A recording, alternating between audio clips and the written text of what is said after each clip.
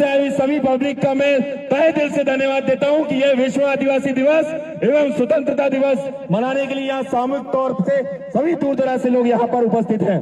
लेकिन आज ये जो विश्व आदिवासी दिवस हम मना रहे हैं, ये आप लोगों को जानना बहुत ज्यादा जरूरी है कि हम ये मना क्यों रहे हैं। जो हमारे युवा साथी, हमारी बहनें आज हम लोग नाच गाना कर रहे हैं, वो जरूरी है उत्साह मनाना, लेकिन हमें ये भी जानना जरूरी है कि ये विश्व आदिवासी दिवस, इंटरनेशनल इंडिजिनियस डे, जो पूरे वर्ल्ड में एक लौता कार्यक्रम है जो पूरे विश्व में मनाया जाता है, ये क्यों मनाते हैं।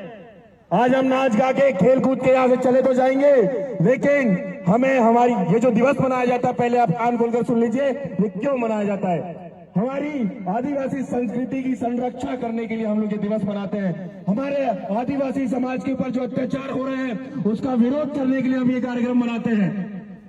और हमारे जो आदिवासी संस्कृति के वाद्य यंत्र जो विलुप्त होते जा रहे हैं, उसे लोगों के सामने रखने के लिए हम ये आदिवासी दिवस मनाते हैं। यहाँ सिर्फ नाच गाने के लिए आकर रैली पे निकलकर खाना खाकर घर जाकर सो जाना, ये आदिवासी दिवस नहीं होता। आज छिंदवाड़ा जिला हो, चाहे होशंगाबाद जिला हो, चाहे पूरे मध्य प्रदेश की बात कर लो, जितने आदिवासी समुदाय के ऊपर अत्याचार हो रहे हैं उतने कहीं पर भी नहीं हो रहे हैं। आज हमारी बहन बेटियों की इज्जत मान सम्मान के साथ लोग खिलवाड़ कर रहे हैं। आज छिंदवाड़ा का एक कांड था जहां पे हमारे आदिवासियों के ऊपर मूत्र की पेशाब करने के बाद उसको बहुत मारा गया, और हमारी 12 साल की 16 साल की बच्चियों के साथ, नाबालिग बच्चियों के साथ बलात्कार जैसे मामले हुए। ये क्यों हो रहे हैं, हमें समझना पड़ेगा। आज यहाँ जितनी जनता है, ये मैं आपका तहे दिल से धन्यवाद देता हूं, लेकिन ये 2 मिनट माइक रुकवा के यहाँ पे भाषणबाजी करने नहीं आया हूं। मैं आप लोगों को अवगत कराने आया हूं कि आदिवासी समाज की इस देश में बहुत ज्यादा दुर्दशा खराब है, और इसके लिए हमें एकजुट होना बहुत ज्यादा आवश्यक है।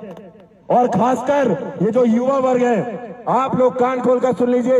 अगर आदिवासियों का इतिहास और आदिवासियों का शोषण अत्याचार अगर आप लोगों को रुकवाना है तो हमें पढ़ना लिखना होगा, हमें आगे आकर आवाज उठाना सीखना होगा। सिर्फ नाच गाना तक सीमित रहे, ये कहीं से कहीं तक मैं नहीं मानता कि आदिवासियों के खून में है। ये वो कौम थी जिसने अंग्रेजों के सामने तक अपने घुटने नहीं टेके। ये वो कौम थी, अगर कुल्हाड़ी लेके खड़े हो जाती थी तो अंग्रेजों के तोप गोले तक पीछे कर देती थी। तो ऐसे आदिवासी इतिहास अगर हमारा था, ऐसा आदिवासी इतिहास अगर था, तो वो कहां चला गया।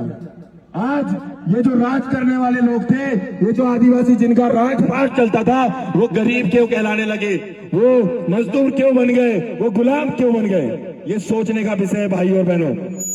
आज मैं यहाँ चिल्लाने नहीं आया हूँ, ना कि अपने आप को बहुत बड़ा कुछ साबित करने आया हूँ। मैं यह अवगत कराने आया हूँ कि मेरे भाई बहन युवा साथी, हमें चिंतन और मनन करने की आवश्यकता है। सड़क में उतरकर नाच गाना एक बहुत अच्छी चीज है कि हम हमारा त्योहार मना रहे, लेकिन इसी त्योहार मनाने के साथ साथ हमें हमारे साथ जो आप बीती हो रही है, जो आदिवासियों का आपातकाल चल रहा है, उसका विरोध प्रदर्शन भी करना होगा। अन्यथा आने वाले समय में आदिवासियों की पूरी जमीनें कन्वर्ट हो रही है, आदिवासियों को विस्थापित किया जा रहा है, आदिवासियों के क्षेत्रों में डैम के नाम से योजना लाकर आदिवासियों को उजाड़ने का काम कर रहे हैं लोग। तो ये समझना होगा हमें, बहुत सारी चीजें हैं जो आदिवासियों के खिलाफ हो रही है, लेकिन आदिवासी मैं देखता हूं हमारे भाई लोग सिर्फ एंजॉय करने में, दारू पीने में व्यस्त हैं, और उनके साथ ये जो दुर्घटना है, लोग बड़े खुलेआम करने में एकजुट होकर कर रहे हैं। बड़ा दुख होता है। आज हम लोग ने पढ़ लिए, पीएचडी कर लिए, बड़ी बड़ी डिग्रियां कर लिए, लेकिन समाज को नहीं बचा पा रहे। बहुत बड़ा दुख का विषय है। क्यों? क्योंकि हमारा समाज, आदिवासी समाज, पौए में 500 रुपए में बिक जाता है। और मैं आपको बता देना चाहता हूं, चाहे आप कितनी कोशिश कर लो, जब तक हम लोग पावर में नहीं आएंगे तब तक ना हमारी जमीनें बचेगी, ना हमारी बहन बेटियों की इज्जत बचेगी। क्योंकि जिसका राज होता है उसी का काज होता है, और जिसका रहता है राजा और उसी का बचता है बाजा।